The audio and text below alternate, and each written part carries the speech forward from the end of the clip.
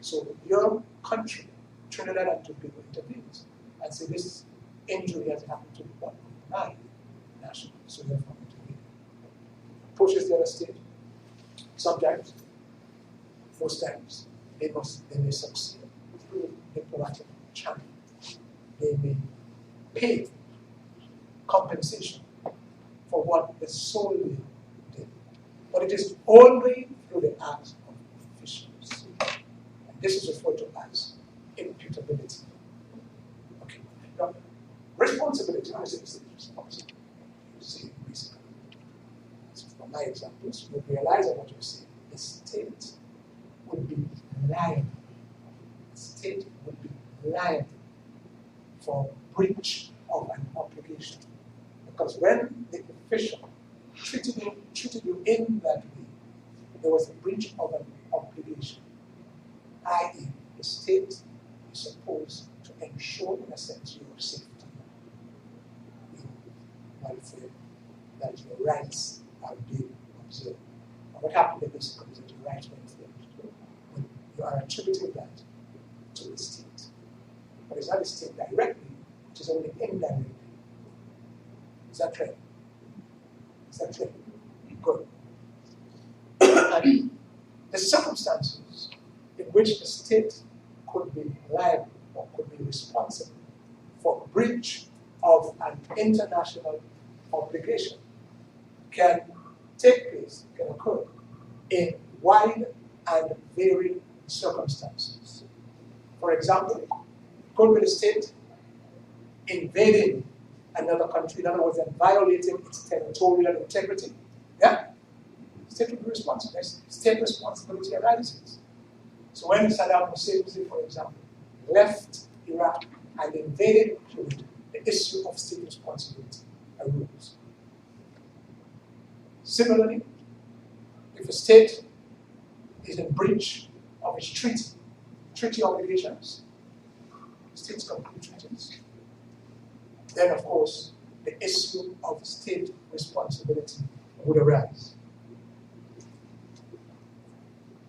If the state allows activities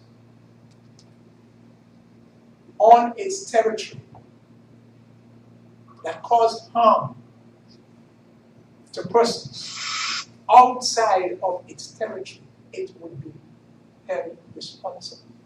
For example, in the case, in the trade smelter arbitration case, there was a smelter company, trade smelter, that was conducting activities in Canada.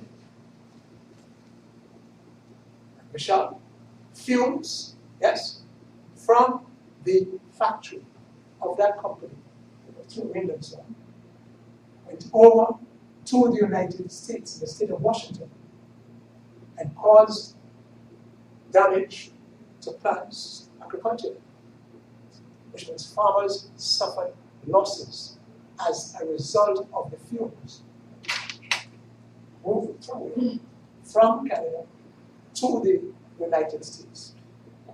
Sorry, well, what is this case? The trade smelter arbitration. Trade? Trade, T-R-A-I-N. Trade, or trailer. Like you have a trailer, trail, hot on your trail, away from the police, and the police are on your trail.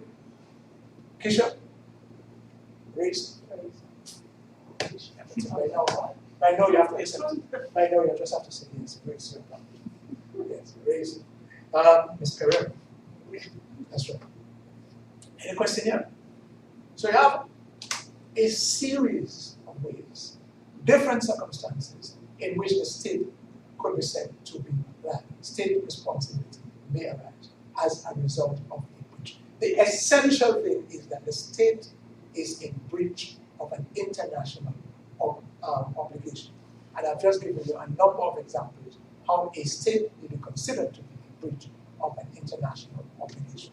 Any question here? Teresa? It's clear to you? Pat, have it done, Pat? Pat? Okay, good. Now, however, in your reading, the principal focus would be on the treatment of aliens. You'll see a section in the book on state responsibility, treatment of aliens. Well, you know, when we say aliens, we're not talking about outer space. No? I thought also we were referring to.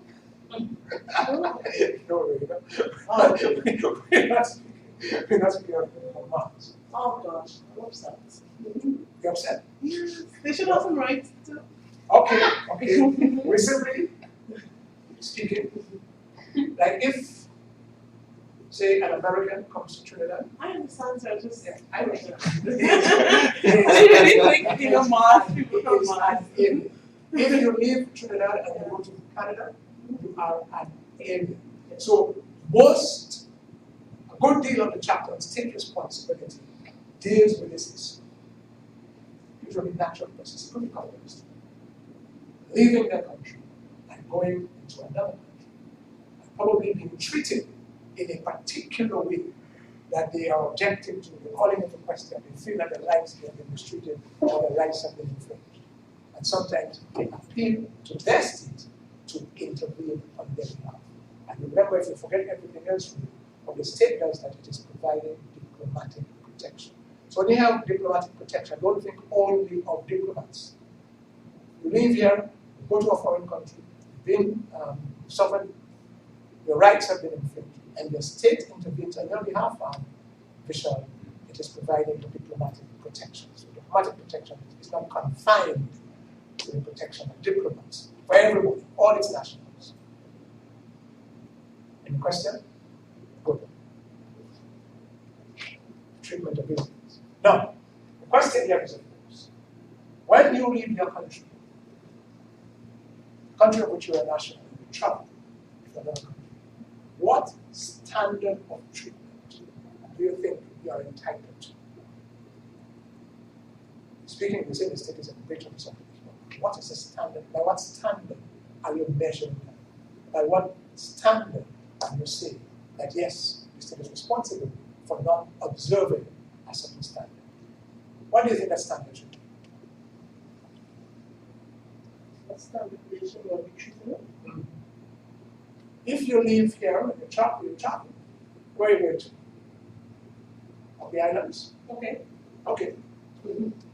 What sort of standard? What are you expecting? What standard of treatment? How are you expecting the foreign With country? respect. Huh? With respect, with some sort of respect. Respect. Courtesy. Courtesy. Good morning. Good afternoon. Yes. So if you didn't get that, if you didn't get that, you'll be offended. Very much so. But your right will not have been free. Free, no. Freedom and liberty. Huh? Some form of freedom and liberty that is recognized worldwide, that enjoyed by every individual. It should be enjoyed by every individual. From what you have said, I am taking the word worldwide. Worldwide. Yes. I'm taking that as the operative word. Worldwide. Because what I take it to be saying is that, look, I would expect to be treated as how most countries would treat an alien. Am I right? Mm-hmm. So in a sense, that's right. And how this is expressed in the literature, in the textbook, is that you are expecting that an international minimum standard would be observed. That's how it's So basic rights like food, shelter, like the access to basic amenities. no, let it be careful. Here, yes. I'm asking because in Israel, the Jewish African thing that's going on right now, where they don't want the Africans in their country, they're trying to deny them their basic survival needs. Okay, good. Well, that's right. Now, are they foreign? They are foreigners, they are They're aliens. they're refugees from West Africa. They are refugees from West Africa, and they are denied, even if you like, They basic travel to basic, Israel. basic human rights have been infringed. Well, okay, good. And it's interesting you mention that because now, international minimum standard. You know, there was a period when, what is this international minimum standard? Because as you know, the standards are not the same in all countries. There are some countries, Vishal, where governments are very oppressive. Yes. They mistreat even their own. Mm-hmm. let alone you as a foreigner. They mistreat their own. Or just sometimes take them, throw them into prison. The police will arrest them, brutalize them. Those things happen. Yeah? The basic rights that we say are accustomed to here are not observed in those countries. Now, would you be expecting, would there be an expectation on your part that such basic rights would be observed? One would hope. But I suppose so, because one would hope. first of all, you probably wouldn't have gone, if you were aware that this is what happens in that country, you probably wouldn't go to the country. Exactly. As a matter of fact, I don't think it's wise. I wouldn't want to go to a country where very basic rights are not being observed at the point that you were making. So now with the emergence, of course, that takes us into the area of human rights. So there is a correlation in a sense between human rights and this international minimum standard. But in the earlier period, there used to be a great deal of controversy regarding this international minimum standard. But today, I think one can safely say, especially good morning regimes, Candia James. Good morning. Well, coming all the way from south. Travel, it was rain. Over and above that, there was a traffic. I said it all? Yes. Okay, Candia. Good morning. We are on state responsibility this morning. All right. Now, so this would be the international minimum standard. And I think the controversy that existed previously, I think a lot of it has dissipated, especially because of the developments in human rights. We speak of sometimes of international human rights. You should not be tortured, even if you have the violation of the laws of the country that you're visiting. But then, of course, you're entitled to a fair trial, yeah? And you're entitled to all these basic things, internationally recognized, yes. But there was a time when some countries, especially Latin American countries, said, anybody who comes to our country should not be expected to be treated according to international standards, but should be subject to national treatment. In other words, we're not treating you in any way more favorably than we would treat our own citizens. So when you come expecting national treatment. I have a question to that. Yes. The U.S. has not subjected itself to the International Court of Justice and has gone about signing bilateral treatments with all different countries to avoid their nationals being tried in certain courts. Yeah, by the International Criminal Court. Yes. Well, yes, the U.S. is not a part of this arrangement. So they're saying we don't want our nationals to go. Now, well, if they're not part of the arrangement, because all these things in a sense is treaty arrangements. But are they undermining the legitimacy Of course they're undermining. Of course they are undermining. We would like to see maybe all countries participating in that sort of arrangement. And that would help international criminal law to develop even further. But they are staying outside of this sort of arrangement and saying, well, this is the right. We would deal with it under our own national law. So if our soldiers misbehave in Afghanistan or in Iraq, and they're all over the place, and indeed it's seriously undermined because the United States, actually, is a country who's because they are a global power, who probably would want to see being a part of it, cooperating with part of the international regime established for that, but they are out of it. I mean, for us, really, we're not really, our soldiers are not all over the place, we're not all over the place. Although, of course, the question of international criminal law could still it's less likely that it would say to be applicable to these very small states. Unless, of course, maybe there is some rebellion, and fierce war being fought, and people being mistreated, people being killed indiscriminately, and so on. That's a different matter. But again, as we said, treaty, statute of rule, established international law. Not all countries have signed on to it, so those that are not signed And you're quite right, so they're trying to protect their own resources. I suppose they will say, but you see, this is the thing with America sometimes, you have to understand. Double standard. It's our, sometimes, now they sometimes will be putting pressure on you to observe international standards. But so now when it comes to them, they will be telling you, no, that's not for us. We could arrange, we could deal. As you would say, they could handle all issues. So you don't have to worry too much about it. That is not, this is unfortunate, but that's the way the United States. That's the way the United States. Now, on the question of this international standard, do you have cases where you have arbitration, coming before arbitration, where you see the tribunal saying that the state has to act in accordance with international minimum standard, and not just with national treatment. The problem with national treatment, especially when you have a few states that are very oppressive and will mistreat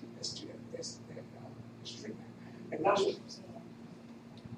If you go in accordance with national treatment, what they're saying is that we, say for example, prison conditions are harsh and oppressive. So if you come into that prison system, don't expect anything different from what our nationals have to do. You say, well, no, that's not satisfactory. They expect you to observe certain standards. If, say, for example, the issue of, say, a fair trial and things like that before the court, they say, well, it is just what we do to our nationals. If they confiscate their property, take their property without compensation, they say that is outrage. But they say, no, we are entitled to something else. So, hence the reason for international minimum standard. But the point we make, because of developments in the area of human rights, I think the division, the controversy, is not a shock when it comes to this international minimum. I think generally we can say that has been accepted. And there is an international minimum standard. A number of tribunals have said, yes, there is an international minimum standard to be observed. Now, the question of liability is to the state. You said, remember, responsibility means the liability which the state incurs as a result of a breach of an international obligation. Right? Now,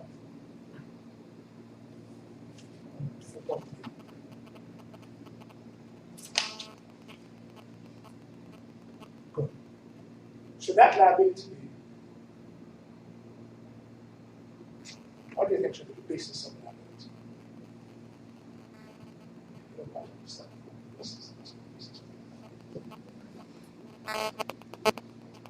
Let me put it this way. Do you think you should be looking for fault? In other words, to try to show that the state in its treatment, say, of international could be considered to have been at fault, given the circumstances surrounding the manner in which it's treated. Or would you say it should be strict? What's your name by strict? Strict liability. Let's just again debate in terms of liability. Liability should be strict. Or there should only be liability only if there is fault. But you, too, forget state. That's what we're trying to say already. Sorry. Understand the concept. Do you think you should be held liable for anything if you were not in any way at fault? As you know, sometimes something may happen, and then your first reaction is, "It was not my fault." Yeah, you do. Very simple. You say it all the time. It wasn't my fault. Would you? Me? Yes. You always say it wasn't my fault. You probably are walking, you bump into me. Sorry, it was my fault. I just wasn't probably paying attention. I was thinking of something. Don't you? No. You've never heard this, you've never reacted in that way? Okay, fair enough. And you are going, Yes. yes, it's not my fault, it's not your fault. Now, let us say, for example,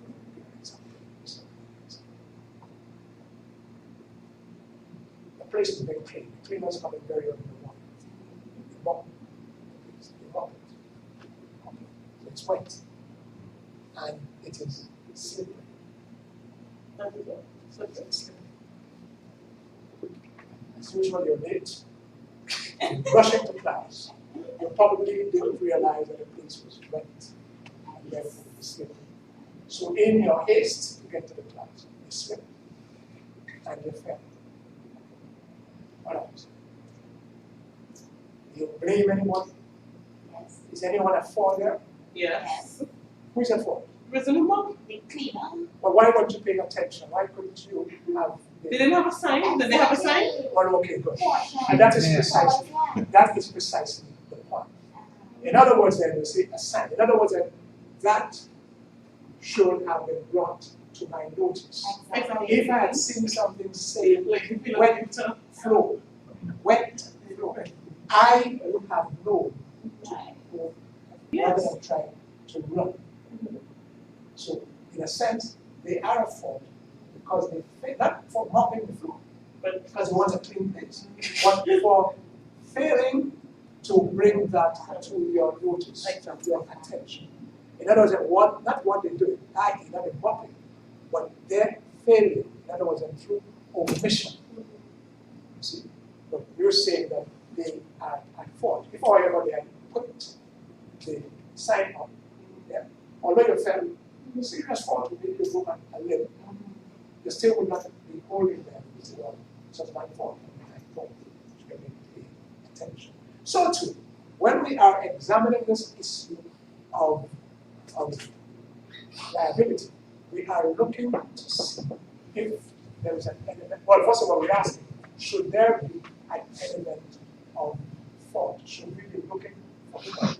Or should we say, look, you are engaged in a particular activity, and as a result of it, injury has been caused to someone. Doing something. Yes. Whatever it is that you do has caused injury, has caused harm to Raisa. Raisa approaches you as a result of this, not to have something. And it is as a result of what you have done at something. So therefore, you will rely on the compensation. You say, but it may well be that you probably may not have been at fault in terms of what you were doing. Okay, there are times they necessarily at fault, but it is true that the harm she suffered, the injury which she had suffered, could be traced to the activity which you were conducting. But you can recognize I do what I was supposed to do. So maybe I'm not at fault. She said, you have to pay me. You say, I can't pay you if I'm not at fault. Because you're looking for fault. In what way I am at fault? I should only have to pay compensation if you can show, you can establish that I'm at fault. So it's a similar, that is the argument. You're looking for fault, isn't it? So for example, state sometimes carries out some activity, what they need to do. It will be a military exercise. Yeah? This has been publicized. Yeah? Between the hours of so and so, such an exercise will be conducted. So you're asked, yes, to keep away from the area. Yeah? Coming on every half an hour, every half an hour, every half an hour. Whole miles outside of the area where the exercise is to be conducted. The notice has been posted. Bring it to your attention. As a result, in spite of those measures, these precautions, maybe somebody suffers some harm. They did their fault. So you get this notion in terms of reliability. Are you looking for fault? Or are you saying it should be strict liability? In other words, if I am not concerned about whether or not fault has been established. What I am concerned about is that some injury, someone has suffered injury. Yes, I did not see you for like 2 weeks. Oh my Good morning, gosh. Amanda. Welcome back. Oh, thank you. Yeah? Yes. How's the migraine? Huh? The migraine is okay. I can see you smiling. Yeah, that is okay. Just you know. All right. Both of us have a black shirt. Yes. And grey pants. Very good. Oh, different colors. We couldn't have planned it better. I know, right? That's Great right. minds think alike. Okay. But let me hear your view on that. You want to say liability? Once you have injury has been suffered, the person can establish that they have suffered injury as a result of some action or even omission on your part. And that's what is important. Don't go on to look for any fault. What is your view? Strict liability, which I prefer, which is better in terms of establishing liability. Should be strict. When it's strict, you're not looking for fault. It's just that you're looking at the consequences of the action of someone. As a result, something that you did, you have suffered injury. And that is enough. Strict. So you feel like it's in an objective sense, you're looking at it objective. You're not going to the question of trying to see if there was negligence. And this fault thing has to do with negligence. Were you in some way negligent? What do you think? What do you think that's going to do what you think? What the writers might think, what you may think, what do you think? What's your gut reaction? So because Yes, Rena? like the reaction is their fault. You want, if in the absence of fault, there should be liability. This is what you say, in the absence of fault, there should be no liability. Something could happen, something wrong, causing you some injury, but sometimes it's not really the fault of the person who committed the act or failed to do it. It probably wasn't their fault. But you have suffered as a result of what he has done. So if that is the case, you're saying, well, it wasn't their fault. I shouldn't be penalized. I shouldn't be called upon to pay compensation for the injury which he has suffered. Yeah, what do you think?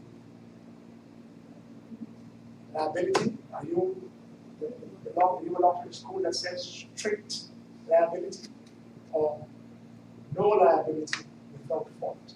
You're looking for negligence. It must include negligence. You want to see negligence. In other words, you're looking to see fault. It must have some There must compensatory be some fault. reparations. But of course, Yeah. you see, fault. The problem here is this. Remember, if you say no fault, of course, the person would have suffered and not receive any compensation at all. Like I said, but at least I think somebody should have to pay some sort of compensation. But anyhow, you're aware it's discussed in the text, so you can take your own position, come to reach your own conclusion on this matter. Whether or not you think that you want to prefer the fault doctrine, the concept that says that there should be fault, or you want it to be strict. So, Mr. So Francis, you have a number, yeah. I'm a little confused about the two. You're talking about one is seeking reparations under fault. Well, in one case, the party that has suffered an injury Right. want reparation. That's Correct. Yeah. So it is just that in terms of the law, in terms of the doctrine, would you say it should be enough that he has satisfied the tribunal that he has suffered injury, damages, as a result of the action of someone? That is it. An objective test can show you how he has suffered. Mhm. Yes? Okay. Yeah? I don't know, it's not the same thing. I'm just thinking about based on the international human standard. Sorry, Michelle. No. You said that when the state is supposed to treat aliens according to what according to national standards, right? There are two schools of thought. One which says in accordance with international minimum standards. And we have had tribunals, if you like, applying them. Say, yes, there is an international minimum standard. And a particular state has conducted itself in a manner that falls short of this international minimum standard. That's one school of thought. Another school of thought says, no, we are not going to call on any international minimum standard.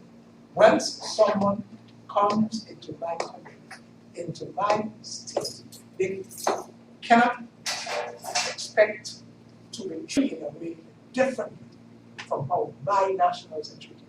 In other words, what they are entitled to is national treatment. I was treated. You're not asking us, Yeah. it's like if Sheikh Ali or whatever visits and something happens, does he get treated as a Sheikh or does he get treated No. As far as the law is concerned, looking at it doesn't matter. It does not matter. So the station is Whatever is no, the station doesn't matter. It's just that, yeah, of course, it will be treated better, but that's a matter of protocol and this type. We're not into protocol. Status and so has to do with protocol. Protocol. Yeah. Sheikh. As you know, justice is blind. So when it comes before the law, you're not supposed to see sheikh. You're supposed to see an individual appearing before you. But for protocol, it matters. He has to be treated in a particular way, take it, put him in VIP lounge, do this, set a car for him at this thing, so on. Siren, let's go. But for the purpose of the law, it is just an individual. You agree with that? On that? Yes. Good. We're very egalitarian as far as the law is concerned. And this is why the system is scale. Blindfolded. Justice is supposed to be blind. So we don't know shape. Shape, treated him the same way as Bishop. Bishop is treated differently. What we see with this is two schools of thought. But that law is saying, given how the law has developed over the last 40, 50 years, I think it is safe to say that we have now coming around to this notion of international minimum standard. Of course, globalization and people are traveling a lot. We're telling states to get your act together. But there are some states, in terms of, okay, you're women. You know how women are treated in some countries. This is fun. How you said, no, we probably should not be treated, not because we treat your women in that way. We should be treated in this particular way. I have some basic rights. Would you argue that way? And even if I'm in your country and you don't observe those rights with respect to your nationals, you have to observe them with respect to me. You got to admit. Yes. And of course, if you don't observe certain practices, you're going to take wit from whatever. However, Amanda, be careful. Don't go say, I'm entitled, even if to international minimum standard, and not to be treated in the same way as nationals. Don't do that. You can run into trouble. You can run into trouble, and you don't want to run into trouble. So as a matter of good common sense, go to someone, try to become okura with the practice. And if you think you won't like it, don't go your heart necessarily. Don't go and hold anything and accept the national minimum standard. Women I'm coming here, coming down to go and speak to women in this country, tell them they should treat better, blah, blah, blah. And be careful to that. You'll be exposing yourself to injury. Yes. Send your children to school. Coming here to work, and you're telling me that my daughter should not be going to school. Supposing in Afghanistan, some Taliban country. They say, no schools for your daughter. These things happen. They really happen. But you say no. Even if you say that to your national, you cannot be saying that to me. As a non-national, I'm entitled to an international minimum standard. Can you see where I'm from? I've you ever heard of Trinidad and Tobago? You say to them, yeah, we have heard of Trinidad and Tobago. But this is always, and they say no. You took a plane to come here. Exactly. You're not a Trinidad and Tobago. This is how things are done here. So that's what the debate is about. Do you take it just as it is there, or you say no, they have to observe international laws? It's in that sort of context that you get this. Yes, Karen? Let me ask a question. In terms of liability and the state rights, for example, in Trinidad, I don't know if the state really accepts liability per se, because there are instances, I remember one particular instance in Zambia, somebody was walking and there was these open, these open and they fell inside and nobody accepted responsibility. So the person had to, so the person really had to take up the case privately and try and see if they can get compensation for injury. But the process took such a long time, and in the end, I don't even think the person was compensated. Foreign person? Huh? A foreign person? No, a local. Or a local person? Yeah. Well, yeah, you can take it. Well, clearly. But what did this Yes, of course there is negligence, because either they had it on, the police, you have this tape, yellow tape, and put the thing around there. In other words, there was certain omission, what they failed to do, to take reasonable steps to bring it to the attention that you have this. Of course they lied. Yes. The corporation, it's the corporation. I'm sure they're responsible for these maintaining these sidewalks and so on. So they actually take action against it. Okay. You say, okay, but of course, again, this is part of the problem with us. So- It's just that those things take. Yes, then. But it's clearly your right has been infringed. Clearly, yes, they were negligent. They were negligent. They used to be local government. They used to be local government. There are some of these manholes in truth. In what she's talking about. You used to see that while you were a counselor. Yeah, I remember one case coming before the council, Yeah. and the person was financially compensated. Yes, you have to. Of course, that's right. They shouldn't even let the matter go to court. They should try and settle this matter because clearly they are wrong. Yes, that's right. But they are at fault there. They are at fault. Now, similarly, if the persons are foreign person, yes. No. We will come to that in a while. You can't, your state in an incident, in that kind of incident. Yes, the state will have a right to intervene. But, you as the individual must first of all try to avail yourself of the remedies which are available locally. In other words, you can go to the court, take a corporation to court. Yeah, take that to court. And it's only after, but you want no compensation, blah, blah, blah, blah. And it's only after that you could rely on the state. Before that is done, the state will not be able to, and have the right to intervene. But yes, this is a question. What they have failed.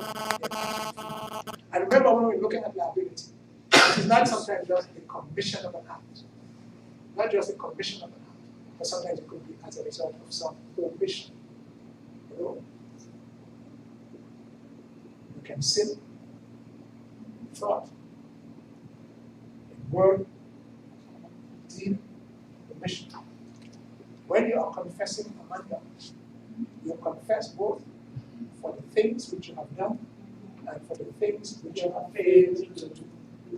Amanda, when you are confessing, you say, for the things that I have done, you have done visual wrong. You confess to God. Something that you should have done, you did not do, with respect to Rowena. Failed to do something. Yes. What you have done and in what you have failed to do. Similarly too, it's the same thing when the area of responsibility. What the state sometimes has done, or sometimes what it has actually failed to do. Commission of an act or omission. If you What? yeah? What? What are you going to say? Yes. So we dealt with it with the requirement of fault. But again, I want to show you sometimes how, when you are assessing liabilities, where you can look, because what we're looking at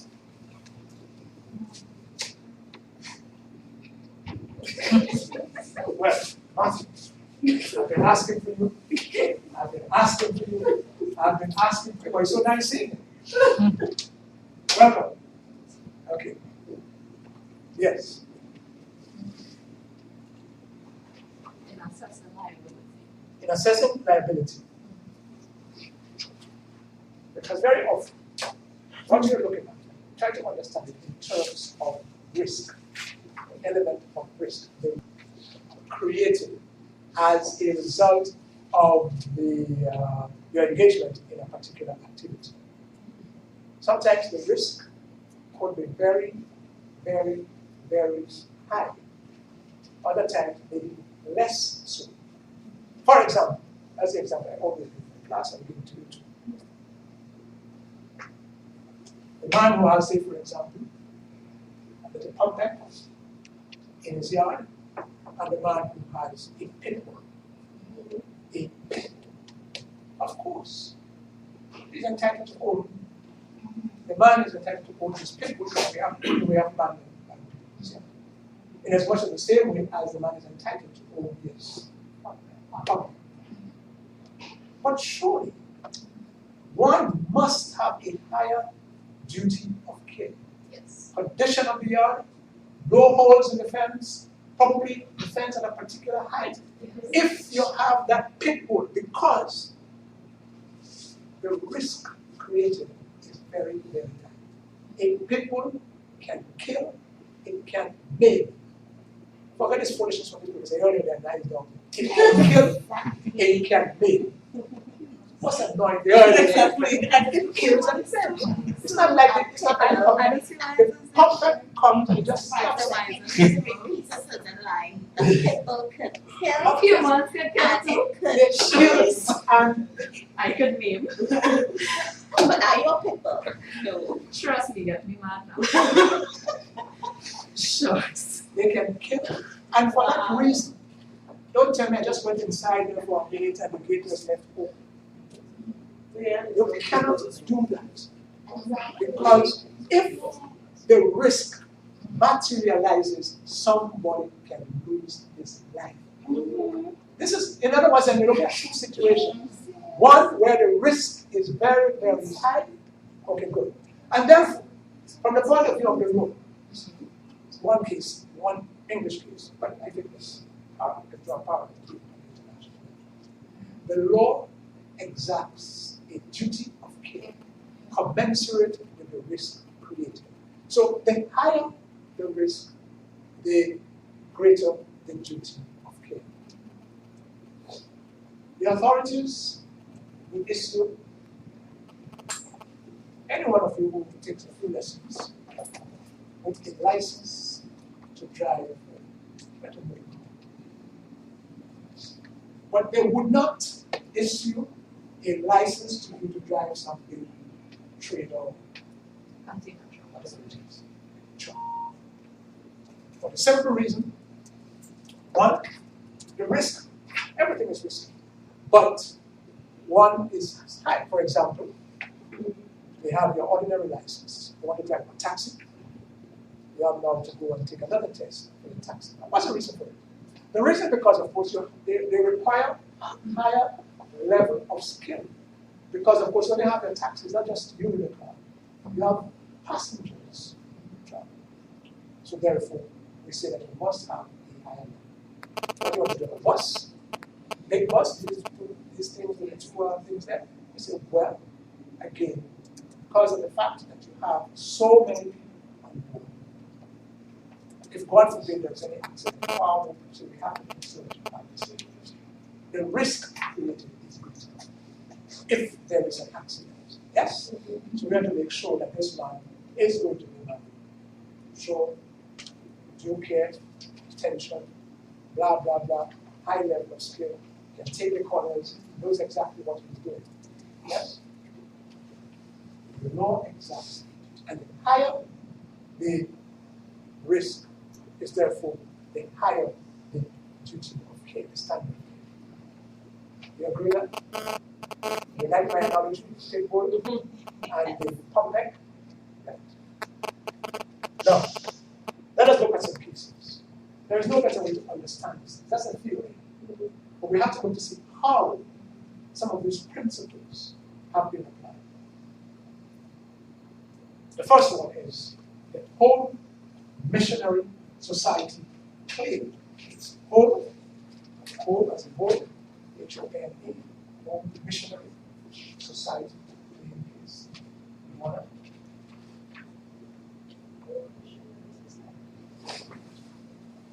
That was a dispute between the United States and Britain,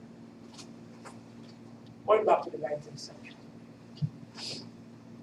And this dispute arose out of a rebellion in Sierra Leone as a result of a tax which the British authorities had imposed, a hot tax. British administer in Sierra Leone, they imposed a hot tax. And the people of Sierra Leone felt unfair, and they rebelled. And in the course of the rebellion, Vishal, property belonging to the Home Missionary Society was destroyed, yeah, and some of the missionaries lost their lives. So, tax, rebellion, destruction of property, and loss of lives. Yes, Rena? The Home Missionary Society was from the United States. So the United States intervened on behalf of the society. Because I said, they suffered damage to the property was destroyed, and some of the missionaries also died. So the US intervened on behalf of the society. Again, by way, remember, Vishal, by way because they were nationals, they were Americans, by way of diplomatic protection. Yes? Asking the British to pay compensation to those who had suffered as a result of the rebellion, which itself came through the imposition of this hot tax. The British refused to pay any compensation, arguing that they were not to be held responsible for the action of the rebels.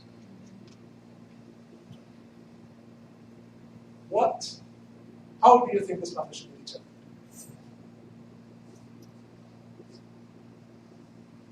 I'm not telling you it, I know, but I'm not telling you. Let me hear what you think.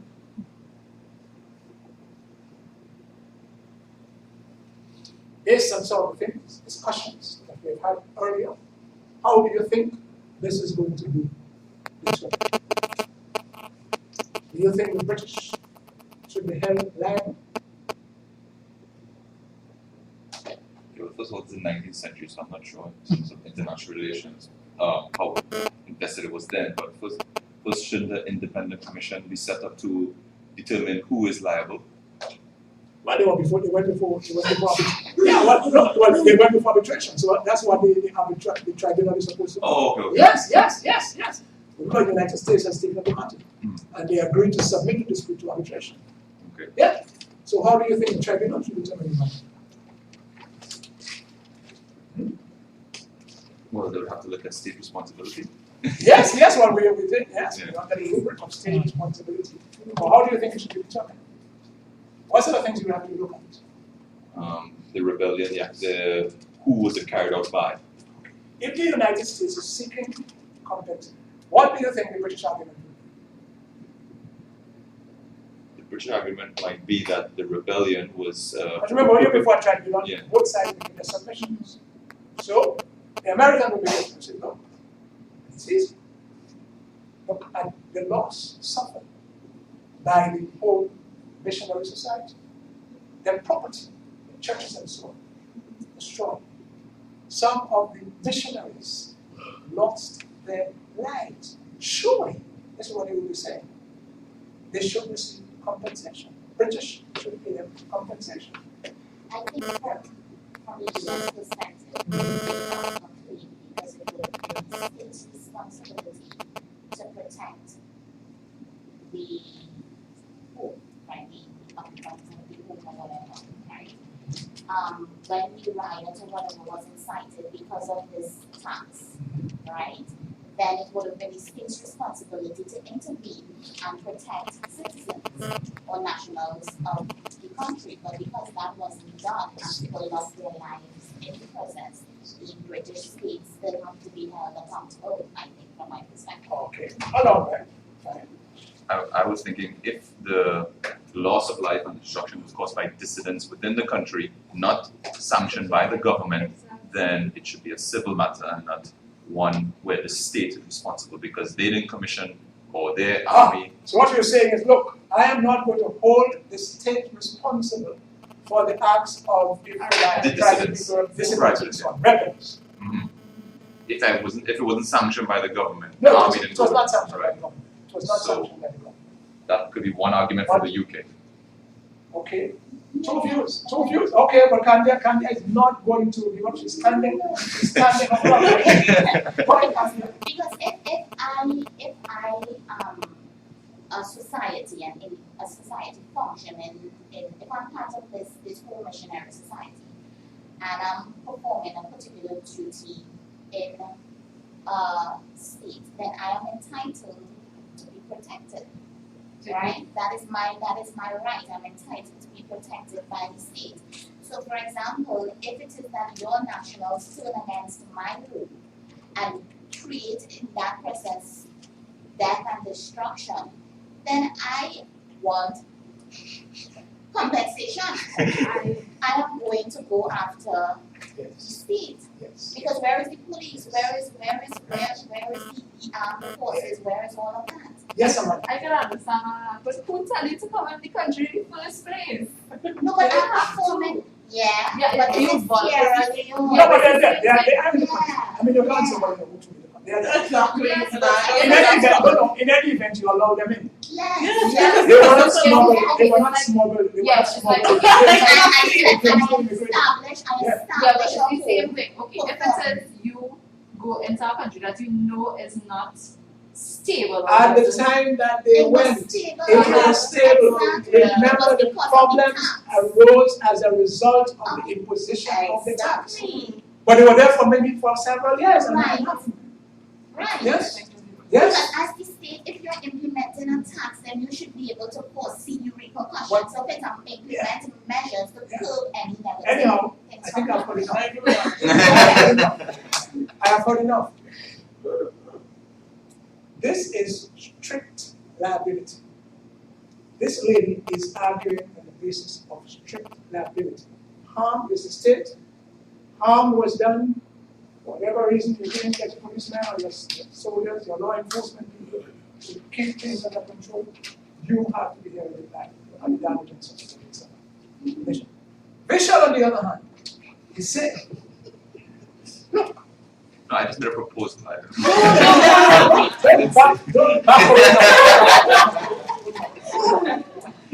Bishop came forward and said, look, these were not really agents. These rebels were not agents of the state who killed and who did the damage. They were a group of rebels. They were a group of rebels. And this is what he was saying. Maybe I put it a few words in the book. But what he was saying, in a situation like that, in these circumstances, in the absence of fault, it is not going to hold the British liable because he wants to see in the given the facts in what way were they liable? What was their fault? Because remember, you see the case, this is why it's really clear. Right and wrong. There's no such thing as right and wrong. Any decision, the decision could have gone either way, but it's just that you understand the principles. Yes. Because remember, the police could have been overwhelmed. In other words, I can deploy police a large enough contingent of police officers but they might have been overwhelmed by the steam pollution. Yes. Okay, good. People die. Yes, and I understand. Strict liability. But you see, what I wanted to appreciate is not so much the conclusion you come to, but you're arguing on the basis of strict liability. Fine, fair. Vishal is on the basis of he's looking for some fraud. In a situation where it is not really the agents of the state directly, Correct. but a private group of people, rebels. So he is looking for some sort of fault. And this is the position that was taken in the case. Case said, in the absence of negligence on the part of Britain, because they impose a tax, the government is supposed to impose a tax. They imposed the tax, and then this thing happened. So you can't say, well, there's going to be a rebellion, people went outside of the country. This was a position that they actually took. So they were looking for fault. And maybe even in terms of suppressing the rebellion. Probably they may not, well, they couldn't show any fault either. Probably they deployed sufficiently strong force to try to suppress it, but sometimes it takes some time. And before they could have brought things under control, then unfortunately, this is what really happened. But bear in mind, it was a rebellion, a rebellious group of people. And the tribunal was saying, in these circumstances, we would be looking for fault. Take another case. Human's claim. Human's claim. Human. Y-O-U-M-A-N. Human's claim. That was a dispute between the United States and Mexico. That was just about the time of the Mexican Revolution. It was the late 1920s. Where at the time, anti-American sentiment in Mexico was very, very strong. And there was an incident where a group, a mob, if you like, an angry mob, had gathered outside the house where there were Americans. The mayor, in sensing that situation was dangerous, dispatched a contingent of soldiers led by a lieutenant to try to calm the situation. The soldiers got there, but instead of trying to bring things under control, they joined with the mob and opened fire on the house, killing some of its occupants. Wow. I tried and that's the God. Remember, the mayor sensing the difficulty was part so. Yeah. Not to join with the mob, but to disperse the mob So is and to bring the situation. is the police's decision to turn?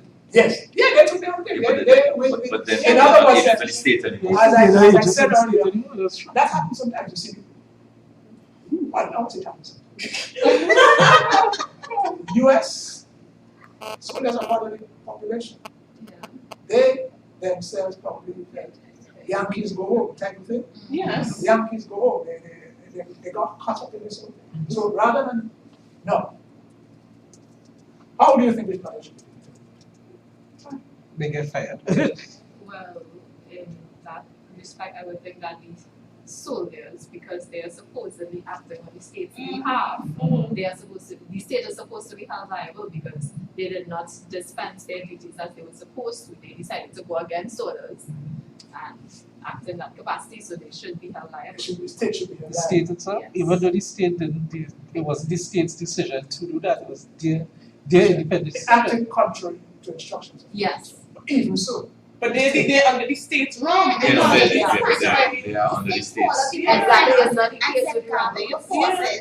The state Exactly. called up the lieutenant and told them gather your forces And go and deal with the mob. So whether the They lieutenant turned or not, intervened. They Yeah. intervened, but they didn't intervene right. yeah, they followed the instructions of the state. You should have called up the right lieutenant and the lieutenant. They're like nonsense. So what do you think? No. The state So is the ladies are saying that the state should be of course. In that case, because police are an agent of the state. Exactly. Whereas the former one, the rebellion, is dissidents, it's private citizens who rebel against the state. And it's what more or less they said in the Home Missionary Society. So in both cases, you can come to a different decision. So you're holding the state land. But suppose in Mexico, what would we have done? Because this disturbance, we deployed a force that becomes sufficiently strong to restore law and order. But it is just that they acted contrary to the instruction. For Amanda, it does not matter. They are soldiers, and they acted as soldiers. As soldiers, they're agents of the state. So what they did could be imputed to the state. Yes, of course. So therefore, we would hold the state responsible for what its soldiers did. Well, and that's what the tribunal said. That's just what the tribunal said. Yes, the state would be liable. These were soldiers. They acted in their capacity as soldiers. So if they acted contrary to instructions, we will still hold the state responsible. But I would say, that makes some sense. But I suppose there could be another way we see in terms of the state. This is soldiers. Obviously, in terms of the state itself, there was a breakdown of discipline. As soon as you acted like contrary to there was a breakdown of discipline. This is why, with respect to soldiers, they're trying to maintain a very, very, very high standard of discipline. You can't be saying, why should I be doing this? Why should they have learned to be honest? Because remember, the issue is people dangerous weapons. They can kill. You're talking about automatic things like of bullets that can go in 1 second. AK, assault rifles. So, in a sense, you have to deal with the thing very strictly. Or at least the risk, when you give the Institute of Soldiers this type of weapons, clearly you are creating a high level of risk. This is why, sometimes, just to digress a bit, here in Trinidad, we have soldiers and we have police on patrols. Remember the level of risk that you are creating. Soldiers are trained to kill. Always remember that. Always remember that. They are trained to kill. I myself don't believe too much in soldiers trying to sell us books. Exactly. That is not their job. This is not their job. And remember the risk that you are creating. The kind of weapons. In a crowded area, imagine them with this kind of automatic weapons. And they have to use these weapons. Oh, not suitable. Yeah. Not like a little. It is just not suitable. And you see them like that. Yeah. Just look at it in that sort of sense.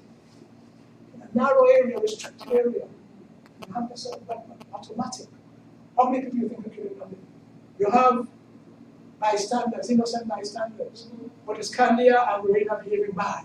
You're getting them bad. And now all these, well, the head is kind of so everybody's running around.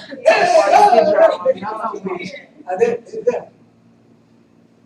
Wasn't one sugar happy guy just? Yeah. And let's take one more. Anyway, it's just to make the point that you have an appreciation of the risk that is being created. And you have soldiers deployed. As I said, they have to be subject to a very, that's why the army is the way it is. You obey. They don't countenance any people questioning the authority. But they will just dismiss it. Have to maintain that high level of discipline. So in human space, you can see clearly that discipline broke down. And I suppose it's still probably because what we seem to maintain that discipline can. So if the active country, say, well, if in these circumstances we were to hold that you're not responsible, then in what set of situation would we hold the state responsible? state has to be held responsible in that. That was clear. Then there's another one, CARES claim, C-A-I-R-E, we're taking our break. Get your drink of water, stretch your legs a bit. C-A-I-R-E, CARES claim, that was a dispute between Mexico, again, the period is still the Mexican Revolution, France and Mexico. CARES is a Frenchman. It was in Mexico. Soldiers approached him for money, demanding money. Yes, Captain, demanding money. And then they shot him. They demanded money from him. And they gave him. Can't remember they gave him. Maybe he didn't have him to give them. And they shot him. They shot him. And dead, yeah. Shot him dead, yes, yeah, well, that's right. Well, he didn't necessarily. Exactly, yes, yeah, they shot him. Dead. He died. As a result of gunshot. So France looked at, and what I wanted to see, France, now, the person who suffered is this individual, Amanda, a national of France. Yes. France is intervening on behalf of that national. All fine. If he was an Englishman, France would not have intervened. He is a Frenchman. Yes. So France is intervening. That's what we refer to as diplomatic protection. I think you gave it on the protection. Better late than never. So I'm going to repeat it. When the state intervenes on behalf of its national, a foreign country, it is providing diplomatic protection. So diplomatic protection is not confined to diplomats. You and I in a foreign country can receive diplomatic protection. As a matter of fact, it's in this treaty. Sometimes we go to a mission. You say, well, look at what has happened. And sometimes, initially through diplomatic channel, might try to see the resolve the matter. But sometimes they may not succeed in resolving the matter through the normal diplomatic channel. They have a dispute and they go to arbitration. So yes, the soldiers just shot the man. Now, Mexico argued, obviously, soldiers acted in a manner in which they were not supposed to. But the tribunal held Mexico liable because they were soldiers wearing the uniform of the soldiers, using weapons issued by the state. They held Mexico. Again, the state of Mexico, through the soldiers. These are not senior officers, and that's the point we made earlier. You don't have to be a senior official. Even the most lowly officer, the private, the state could be held responsible for his action. Yes? Imputability. So they impute what he did to the state. Yeah? Because remember, that is the only way we can hold the state responsible. Because as we said earlier, the state is an abstract entity. The state is not like you. We have life. We can speak. But the state is a creation of the law. Trinidad and Tobago is a state because of principles of international law. They have territory. They have a government. They have a population. And they have the capacity to enter into relations with those states. That's what makes Trinidad a state as of the 31st of August 1962. Plain and simple. That statehood is recognized by other states. Yes, this is why we have foreign missions in this country. Recognition, we have diplomatic relations. Yes, that's the state, this abstract entity. Finally, it doesn't decision. Yes, the Norwegian company is state, different from government. You know the distinction? And yes, you do. So, for example, here in Trinidad, we have a partnership government headed by Mrs. Kamala Harris. But we have the state of Trinidad and Tobago. So governments come, and we have had changing governments, but the state of Trinidad and Tobago has not changed. So Trinidad and Tobago, of course, is an actor on the international through its various organs, officials, agents, and so forth. So we'll rest here 15 minutes. Hurry. We'll take a break. We'll come back at 22 minutes past. It's a strange time, say 22 minutes. Or should we just say 20 minutes? 22 minutes.